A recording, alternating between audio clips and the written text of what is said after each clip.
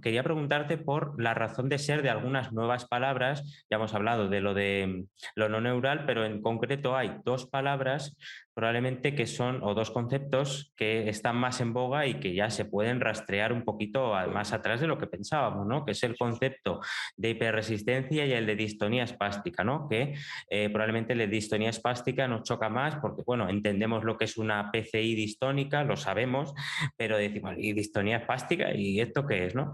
Entonces, me Claro. gustaría preguntarte por cómo conociste tú estos conceptos y si podrías explicar en qué consisten y la razón de ser de por qué hay que hablar de esos conceptos de hiperresistencia y distonía espástica.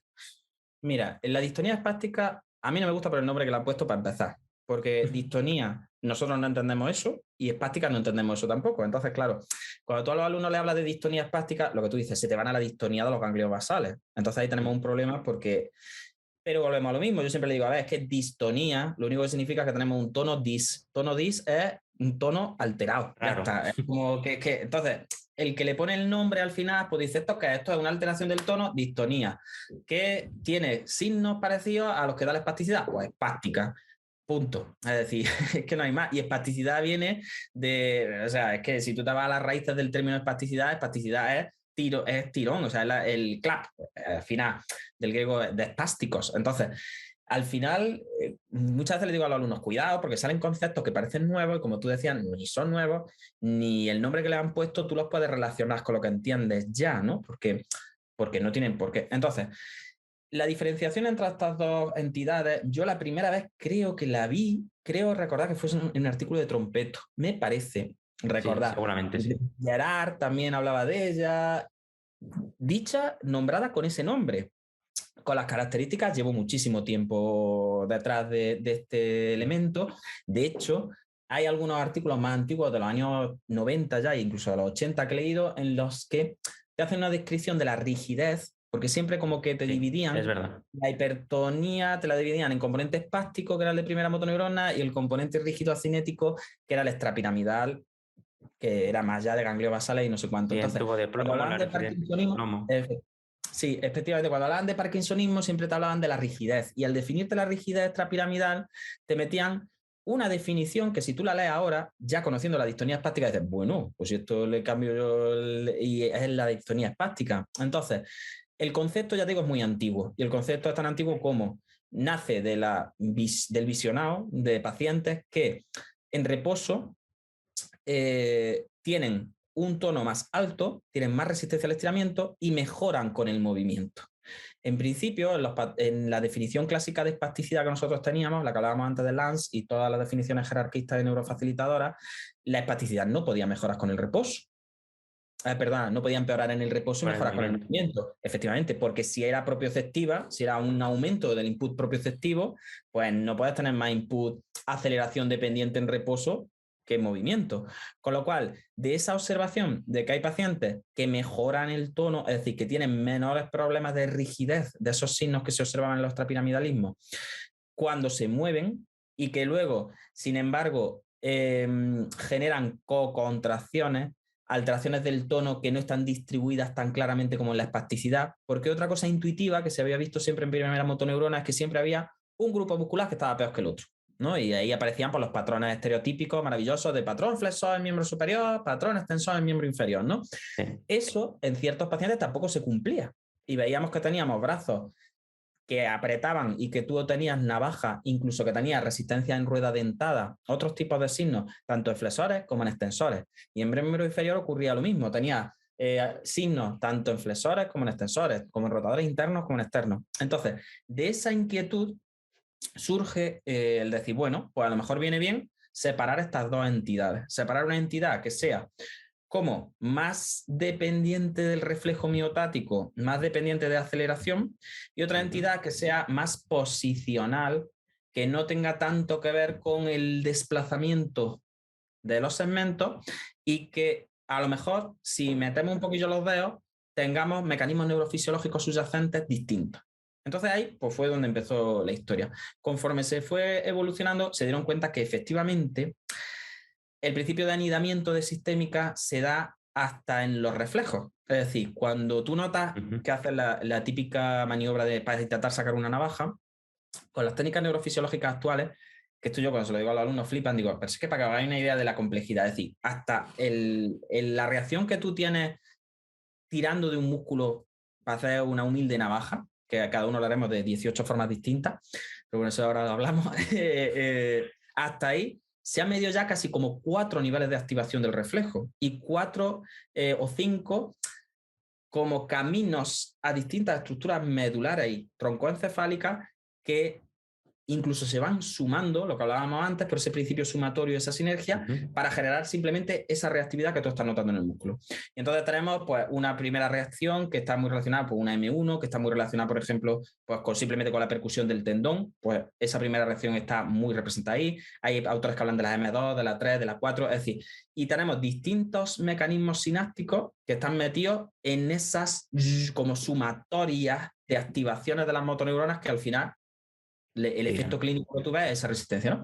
Pues bien, cuando los autores empezaron a mirar un poquillo lo que se había hecho en modelos animales y lo que se estaba empezando a hacer ya en modelos humanos y sobre todo en modelos humanos con lesión, que sabemos que es mucho más difícil de estudiar que en modelos animales, pues se dieron cuenta que efectivamente, dependiendo del mecanismo neurofisiológico que se viera afectado, podíamos tener como grandes grupos de hipertonía que reaccionaran mejorando o empeorando a unos factores o a otros. Entonces, lo que se centraron principalmente fueron potenciales de meseta, que los potenciales de meseta son autodisparos de la motoneurona que se mantienen en el tiempo más de lo que deberían, entonces van a generar, por tanto, contracciones sumatorias que van como apretando cada vez más las fibras y sumando unidades, depresión homosináptica o depresión postactivación, que al final es pues la tendencia, aquello que nos contaban siempre, de que cuando se lanzaba el umbral, luego había un periodo como refractario para que no se sumaran muchos estímulos continuos, y luego ya pues se empezó a hablar de otros mecanismos, pues la inhibición presináptica 1A, pues, muchas cosas. Entonces, conforme se ha ido profundizando la neurofisiología de estos factores, ya tenemos familias como de hipertonía. Y de ahí nace un poco la distonía espástica. La distonía espástica surge como una entidad en la que se comprueba cómo la respuesta fisiológica que se da en las motoneuronas, sin profundizar, de saturabilidad, en el sentido de que cuando tú repites el estímulo aferente con una frecuencia baja y manteniendo, parece ser que ese fenómeno está más afectado que en el caso de otros pacientes. Pues esa afectación al final lo que genera es que tú no puedas saturar ese tono y por eso ese tono es más independiente de la aferencia propioceptiva.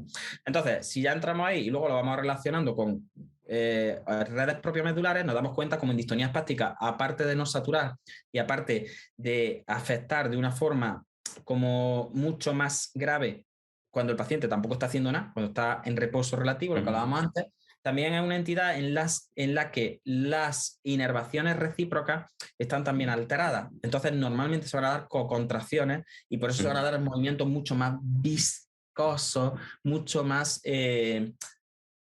peores para la funcionalidad del paciente. ¿Vale? Entonces, al final esa diferenciación clínica es interesante y me gusta porque se puede aplicar luego en la evaluación y en el tratamiento, porque ya te habla de factores que, aun de forma chusquera y chichinabesca, como decimos nosotros en AISE, por lo menos podemos ya tener en cuenta. Y ya es, pues si hay más dependencia de aceleración, si por lo menos es saturable o no es saturable, si afecta a sinergias que son antagonistas, es decir, que colaboran en el antagonismo, pero que luego son sinergistas, o no, o afecta simplemente a patrones principales de una sinergia. Entonces, todos esos patrones de distribución y de respuesta sí nos pueden ayudar luego en clínica. Entonces, por eso puede ser clínicamente significativa. Y por eso yo recomiendo que por lo menos se le eche un vistazo, porque la hiperresistencia al final de Van der Noort, que yo creo que hay en el documento de consenso, que mucha gente se cree que es la Biblia, pero que es un documento de consenso, que a mí me encanta, ¿eh? Yo lo he retuiteado hasta la saciedad y lo he incorporado a mis formaciones, porque yo creo que el documento de consenso de la European creo que es maravilloso porque por lo menos se han sentado a ver dónde ponemos... Y no poca gente, ¿eh? Son bastantes. Y hay que reconocer a dos españoles que son Sergio Lerma y Ignacio... Sí. Ignacio Fernández, no recuerdo, pero bueno, ahí estamos. Y claro, al final, pues mira, Yo se le alabo muchísimo ojalá que se hiciera más, y además la metodología es súper interesante, ¿eh? Yo la forma en la que organizaban los grupos y todo eso creo que es súper chula. Entonces, para mí sí es clínicamente significativa y creo que sí deberíamos por lo menos diferenciar entre entidades que sean saturables y entidades que no sean saturables, porque yo creo que eso de cara al tratamiento sea Es importante porque la relevante, sí. saturabilidad sí es algo que podemos desde fisio con medios mecánicos instaurar. Entonces yo creo que eso sí, Ujú. sí es clínicamente importante. Justamente ese consenso de Van der Noort del 2017 hacía esa diferencia de hiperresistencia neural y no neural. Y no Y neural, sí. curiosamente, aquí volvemos a la filosofía, la espasticidad, la definición de Lange quiere abarcarlo todo, ¿no? Porque quiere explicar el fenómeno y la causa. Y sin La embargo, causa. la hiperresistencia pues se cura un poco en salud y dice, bueno, lo voy a definir en base a lo que se nota A lo que hay. cuando muevo Sí, al paciente, ¿no? Entonces sí, sí. así pues no hablo de la causa, entonces hablo de la clínica y a partir de ahí vosotros ya os ponéis a investigar por qué sucede, Claro. ¿no? Al final eso Y es, si no puedo medir la respuesta eléctrica y yo lo único que hago es pegarle un tirón al músculo, pues yo puedo notar que resista más o menos. Ya está. Entonces, me gusta mucho lo de la hiperresistencia por eso, porque es más descriptivo. Ujú. Y bueno, luego ha sido apoyado por la investigación en infantil, ¿no? Que es principalmente está liderada por Lynn Barón, que curiosamente, claro, hay gente que igual te está escuchando y te habla de aceleración dependiente y dice, pero no era velocidad dependiente, ¿no? Entonces, aquí hay una idea de que siempre ha explicado Juan, que es el tema del contraste y cómo a la hora de mover el paciente, pues lo que más es reactivo es al contraste, ¿no? Y curiosamente, Lynn Barón en un estudio muy reciente explicaba cómo daba entidad a esa aceleración dependiente, incluso se lanzaba a decir que la aceleración está más relacionada con la latencia del reflejo y la velocidad con la intensidad del reflejo, ¿no? Entonces empezamos aquí a hacer divisiones que nos rompemos la cabeza, pero que luego lo vemos en la clínica, ¿no, Sí, Juan? sí, que sí, sí, sí. Yo, fíjate, estas divisiones, aquí sí, cuando los alumnos me dicen, pero hombre, ¿dónde vas? ¿No? Como eso, otra cosa más. Sí les digo, mirad, pero es que esto sí se puede aplicar. Con las limitaciones que tenemos con las pruebas clínicas que pasamos, que hoy por hoy casi todos son a escalar y punto, ¿no? Y lo que hacemos casi todo es testar reflejos, ver reacciones asociadas y meter estiramiento, ¿no? Entonces, aun con eso, es verdad lo que tú comentas. Yo creo que sí es interesante la diferenciación porque por lo menos voy a tener como una base de a qué responde esta entidad, desde el punto de vista de decir, por lo menos a qué responde. Luego yo ya seré capaz de instaurar las medidas de tratamiento necesarias con la intensidad necesaria o no, serán eficaces o no, pero por lo menos ya tengo que gente que sí tiene capacidad y tiene material para poder hacer estudios potentes y meter ahí electromiografías potentes y meter pues transcraneal potente y no sé cuánto, al final ya te han dado como una hoja de ruta de decir, mire usted, a lo mejor esa sensación que ya tenía en la clínica de que hay pacientes que van muy bien con la VIP, el de bloqueo de rodilla y la saturación de reflejo plantar, y que una vez que saturan, luego te puedes tirar con ellos una hora haciendo no sé qué, que ya han saturado, y que eso que estás haciendo después de saturar está siendo súper beneficioso porque al final está sacando función. Hay otros pacientes a los que a lo mejor usted no tiene que perder el tiempo intentando meterle estimulación a frente por narices y hasta que eso no disminuya la respuesta, no pasar a hacer otras cosas.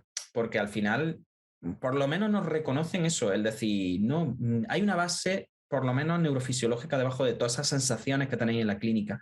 Y yo creo que eso sí es muy, muy interesante. Aunque luego entremos en que estamos hablando mucho de espasticidad y todo eso, pero que el resto de los fenómenos relacionados con el tono es que tampoco están definidos, porque es que si entráramos a hablar ya de la distonía verdadera, de esa distonía vera de ganglios basales característica, ¿no? De las lesiones masivas en putamen, es que eso tampoco está, es que no está definido.